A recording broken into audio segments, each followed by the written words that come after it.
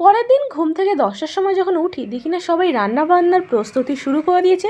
তো দায়িত্বে ছিল মেসো আর বাবা, আমাকে দেখতে পাচ্ছে চোখ মুখ একটু ফুলেই আছে। তো ফাইনালি রান্নাবান্না হয়ে গেছে, হয়েছিল মাছের তরকারি, কুমড়ো ঘন্ট আর চাটনি। আমি একটু দেরিতে বসেছিলাম, এখানে সবাই মিলে গল্প করছে আর মা সবাইকে দেওয়া থেওয়া করছে, আর এসেছিল আমার কাকুও। আর আমরা যেহেতু ছিলাম নিউ টাউনে, পুজোর জন্য গেছিলাম।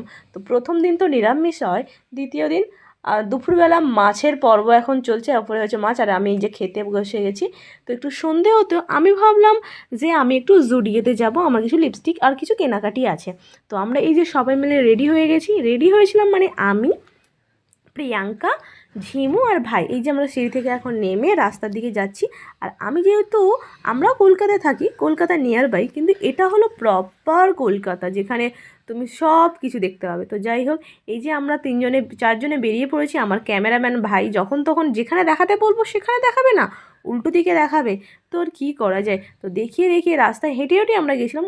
বেশিক্ষণ না, 30 মিনিটস। আমার কাছে পয়সা ছিল না তাই আমি হেঁটে গেছিলাম, তোমরা কিছু মনে করো না। তো ফাইনালি নিয়ার বাই চলে এসে এই যে ছিল মলটা, এখানে স্পেন্সার, জুডিও সব কিছু একসাথেই ছিল। তো কেনাকাটা হয়ে গেছে, দেখেছো আমার কাছে কত বড় ব্যাগ, 1,500 টাকার কাছাকাছি শপিং করেছি বস, আমার কাছেও পয়সা আছে।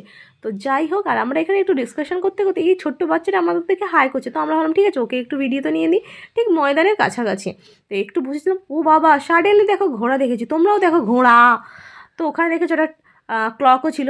আর ঝিমু আর ওরা যাওয়ার সময় বলছে চল আমাদেরকে ঘোড়ায় চড়িয়ে দেও। তারপরে আমি বাড়ি যখন গেছি ওরা বলছে চলো আমাকে একটু এসআইয়ের ফর্ম ফিল আপ করো, কারণ আমি একটু বেশি জ্ঞানী তাই জন্য। রাতে হয়েছিল চিকেনের তরকারি, পাঁপড়, দই, মিষ্টি সবই ছিল। অল্প অল্পগুলো যে দেখিয়ে দিলাম, বেশি আর দেখাতে পারলাম না, কারণ অনেক রাত হয়েছে, এবার ঘুমাতে হবে। খাওয়া দাওয়ার সময় খুবই একটু মজাই হয়েছে, কেন আজ রাতের পর ভোরবেলা সবাই সবার বাড়িতেই চলে যাবে। আর প্রতি মুহূর্তে আমার দাদু আমায় বলে আমায় দেখা তা ভোলাস না, তুই তো সব জায়গায় ক্যামেরা নিয়ে রেডি হয়ে যাস, আমায় দেখাবি।